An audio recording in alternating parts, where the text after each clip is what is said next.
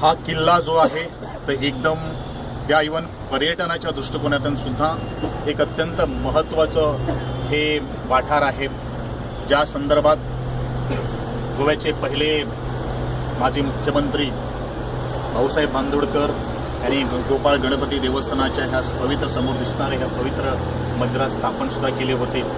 आणि संबंध हे शैक्षणिक केंद्रबिंदू आहे परमागुडी, आणि त्या संदर्भात आज ह्या किल्ल्याची डागडुजी करण्यासाठी सातत्याने पावलं उभारलेली आहेत। आणि मला खात्री आहे की सरकार या नात्यानं ह्या किल्ल्याची डागडुजी जेवढ्या कमीच्या कमीत आपण पूर्ण करू अशी ग्वाही मी यावेळी शिवसैनिकांना देतो। एस्टिमेट सध्या almost it is 1,91 lakhs, but it will shoot up to 2.5 crores as per the नवे याच्याप्रमाणे। ओके, 2 पॉईंट किती म्हणलं?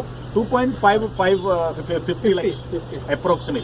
युनिक बी किती बसले ते हांगा? हय, जो सामको आधुनिक जे काही गोष्टी आज आमच्याकडे उपलब्ध असतात त्या संदर्भात सगळे काही गोष्टी या ताजीत पर्यंत पावित्र्य आम्ही जपतले। एक्सपोज जे बांदकाम आसा किल्ल्यास तसो रूप येवपाक जाय, स्वरूप येवपाक जाय, त्या दृष्टिकोनांतल्यान विचार आमी मनान हाडिल्लो आसात। त्या संदर्भात कितें आयटम घेवपाक जाय आनी सगळे ते एंटीक आसतले। खंय तरी ताजो सिमेंटाचो जास्त वापर करनासतना एक वेगळ्या पद्दतीन माती, तातूंत भितर मोर्टर, हिडन मोर्टर अशा तरेच्यो काही गोष्टी आमी करपाचो प्रयत्न केलो आसात। म्हजे बरोबर GTDC ऑफिसरूय हांगा उपलब्ध आसात।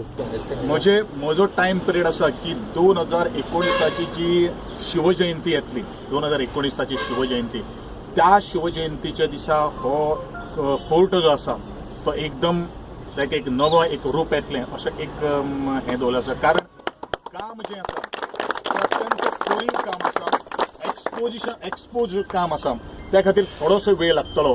आणि शक्यतो येणारी जी शिवजयंती ताचे पयलू सुद्धा आमी परत तेजो स्टोन लायला।